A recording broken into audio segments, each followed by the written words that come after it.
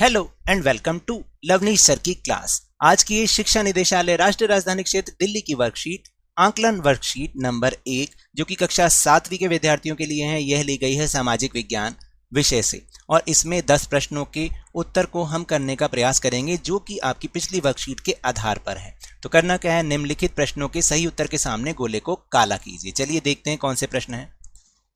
इनमें से कौन सा प्राकृतिक पर्यावरण का घटक नहीं है, यानी प्राकृतिक पर्यावरण का हिस्सा नहीं है। वायु है, जल भी है, भूमि भी है, उद्योग, तो उद्योग नहीं है, आपको इसको काला करना है। फिर पृथ्वी का वह क्षेत्र जहां जीवन संभव है, स्थलमंडल, जलमंडल, वायुमंडल और जैव मंडल, तो उसको हम कहते हैं जैव मंडल, क्योंकि यहां पर ये सारी ही कंडीशंस होती हैं जीवन जीने के लिए। फिर पृथ्वी के वायुमंडल में सबसे अधिक मात्रा में पाई जाने वाली गैस कौन सी है, तो वो है नाइट्रोजन 78%। पृथ्वी पर जल किस अवस्था में पाया जाता है, ठोस, गैस, तरल या सभी अवस्थाओं में पाया जाता है। देखिए बर्फ के रूप में भी है, गैस के रूप में भी है, जलवाष्प के रूप में और तरल रूप में भी है, तो डी आएगा उपरोक्त सभी।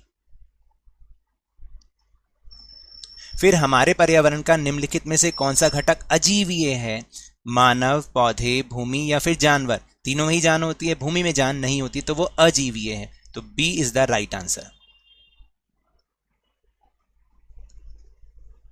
फिर शिक्षा हमारे पर्यावरण का किस प्रकार का घटक है। शिक्षा प्राकृतिक पर्यावरण का, मानव निर्मित पर्यावरण का, मानव पर्यावरण का या फिर उपरोक्त में से कोई नहीं। तो शिक्षा जो है वो मानव निर्मित का, क्योंकि मानव ने बनाई है ना शिक्षा तो सारी, तो इसका है राइट आंसर इज दिस। फिर वस्तु विनिमय पद्धति का उपयोग किस लिए किया जाता था, फसल उगाने के लिए, स्थायी जीवन जीने के लिए, व्यापार के लिए या फिर पशु पालने के लिए। वस्तु विनिमय प्रयोग पद्धति का प्रयोग, देखिए वो था व्यापार के लिए, क्योंकि व्यापार में वस्तु विनिमय पद्धति चलती थी, तो सी इज द राइट आंसर। इनमें से क्या पर्यावरण पर गलत प्रभाव नहीं डालता, वृक्ष लगाना नहीं डालता, वृक्षों को काटना डालता है, वायु प्रदूषण भी जो है वो डालता है और जल प्रदूषण भी गलत प्रभाव डालता है। तो कौन सा नहीं डालता, वृक्ष लगाना।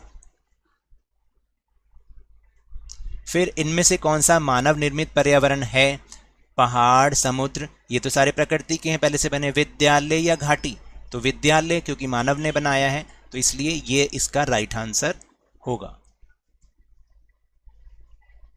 और लास्ट, निम्नलिखित में से किसके अभाव में जीवन संभव है, किसके अभाव में भी जीवन हो सकता है।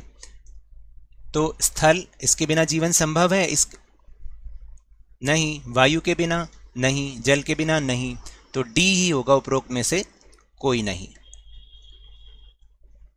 तो ये तो थी आज की वर्कशीट। अगर मेरे इस तरह समझाने से अब आपको समझ में आने लगा है तो इस वीडियो और चैनल को लाइक कीजिए, शेयर कीजिए, सब्सक्राइब कीजिए और लवनीश सर की क्लास चैनल के सब्सक्राइबर को 50K तक जल्दी से जल्दी पहुंचाइए।